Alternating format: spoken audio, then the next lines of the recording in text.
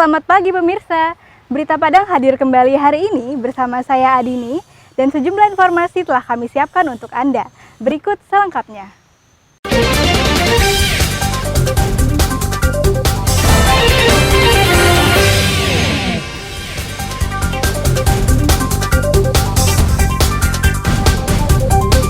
BNPB dan Kejari Pariaman selidiki ambruknya jembatan Kayu Gadang.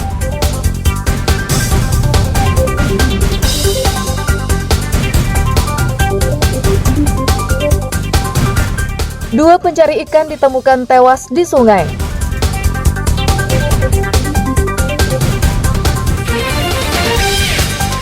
Seorang jurnalis di Pasaman Barat naik haji.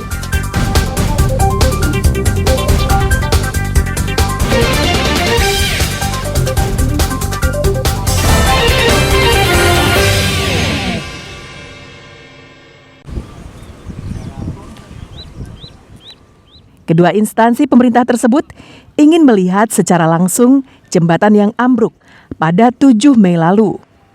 Penyelidikan dilakukan karena umur jembatan ini baru 2 tahun. Ambruknya jembatan ini menjadi tanda tanya besar dari masyarakat. Apakah ini murni hanya karena bencana banjir yang melanda daerah tersebut atau karena adanya kelalaian dalam konstruksi pengerjaannya?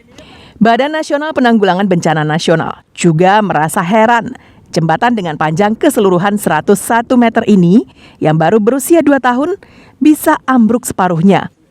Pihaknya menduga ada kesalahan teknis dalam pengerjaan jembatan tersebut.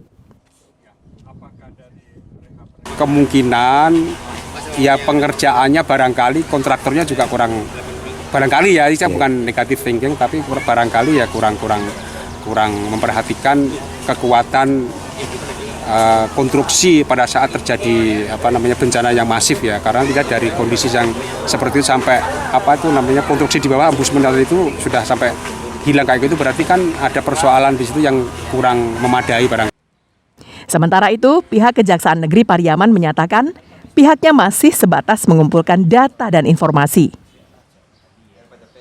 Namun sampai hari ini kami baru melakukan pengumpulan data dan informasi. Tentunya kita tidak serta-merta melihat runtuhnya itu atau robohnya itu karena sesuatu hal yang terjadi penyimpangan. Tentu kita lihat dulu apakah ini memang disebabkan faktor alam murni atau memang ada kegagalan konstruksi yang dilakukan saat pengerjaan jembatan itu dulunya. Sebagaimana diketahui, jembatan Kayu Gadang ambruk sehingga tidak bisa dilewati sama sekali. Apapun penyebab ambruknya jembatan, masyarakat butuh jawaban yang pasti. Apalagi jembatan tersebut dibangun menghabiskan anggaran 25 miliar rupiah dari BNPB. Eki Rafki melaporkan dari Pariaman.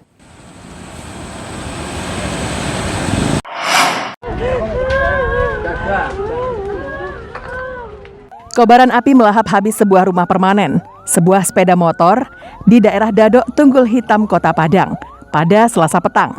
Rumah yang terbakar tersebut selain untuk tempat tinggal juga berfungsi sebagai pabrik pembuatan cincau. Warga sekitar berupaya memadamkan api dengan peralatan seadanya dan menyelamatkan barang-barang berharga yang ada di dalam rumah.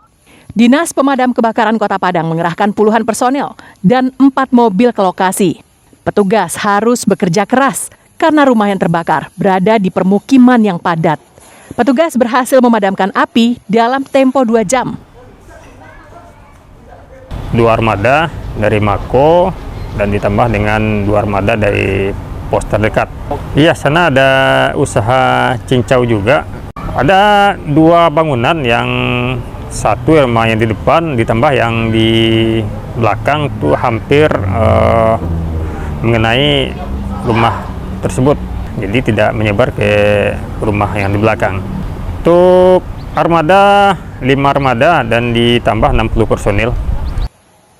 Tidak ada korban jiwa dalam kebakaran ini, namun kerugian ditaksir mencapai ratusan juta rupiah. Sementara itu untuk penyebab kebakaran masih diselidiki polisi. Alfi melaporkan dari Padang.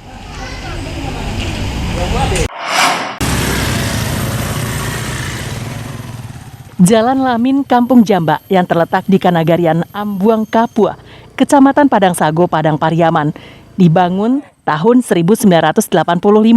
Sampai sekarang masih berupa jalan tanah. Kondisinya semakin parah. Banyak lubang besar menganga. Jalan sepanjang 3,2 km yang menghubungkan Nagari Lareh nan Panjang ke ibu kota Kecamatan Padang Sago sejak 4 tahun lalu tak bisa lagi dilewati karena hancur dan dibiarkan begitu saja. Bahkan sebagian badan jalan ditumbuhi semak belukar. Warga terpaksa memakai jalur alternatif. Itu pun dalam kondisi rusak.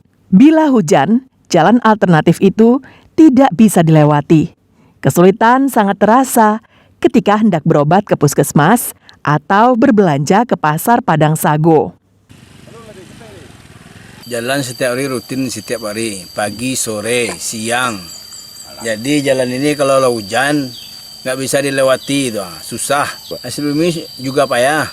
Apalagi ini sekarang lagi pepaya lagi maraknya sekarang. Nggak bisa masuk mobil. Dibangun kalau nggak salah sekitar tahun 85.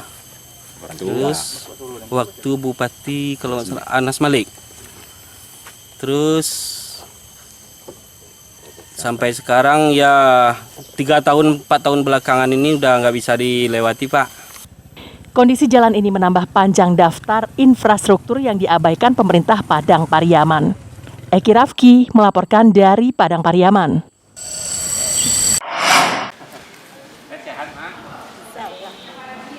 Untuk memanjakan dan membahagiakan warganya yang telah berusia lanjut, pemerintah Kota Solo mendirikan sebuah rumah singgah bagi mereka yang dinamakan Istana Lansia. Di istana ini, lansia bisa beraktivitas layaknya seperti di rumah sendiri.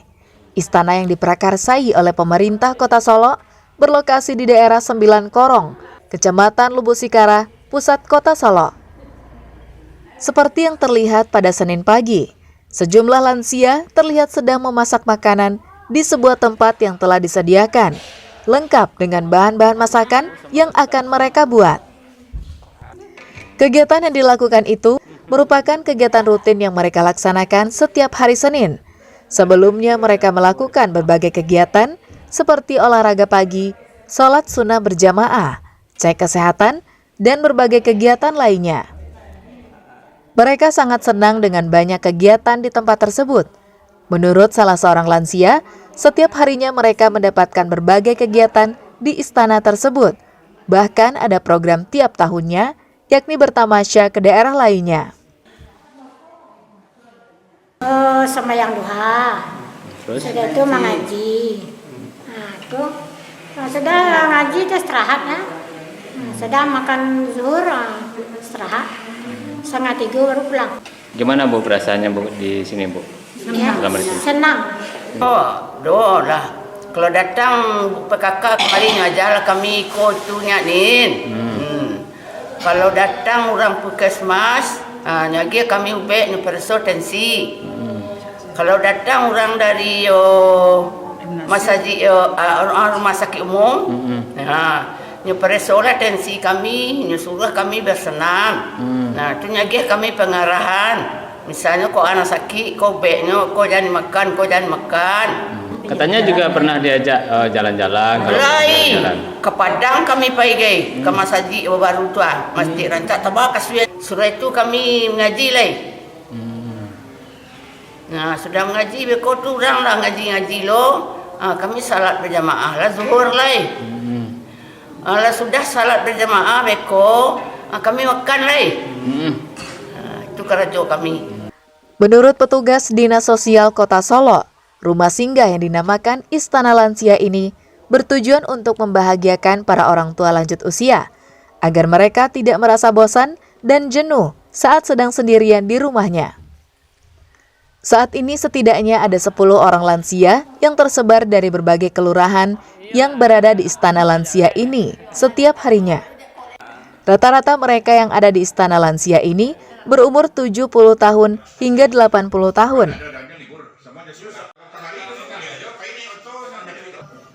Bapak Ibu yang sudah tua-tua, ada yang sudah di atas 90 tahun usianya, tapi masih bersemangat, masih sehat, masih kuat. Itu pagi-pagi kita jemput sekitar jam 8 ke rumahnya masing-masing di Kota Solo yang tersebar di kelurahan. Kita bawa ke rumah singgah di 9 Korong. Di sana kita beri dia kegiatan. Namun istana ini bukanlah seperti panti jompo. Mereka tak menginap, tapi dijemput pada pagi harinya dengan menggunakan mobil khusus, dan kemudian sore harinya kembali diantarkan ke kediaman mereka. Garnadi melaporkan dari Solo. Dari kantor di Padang.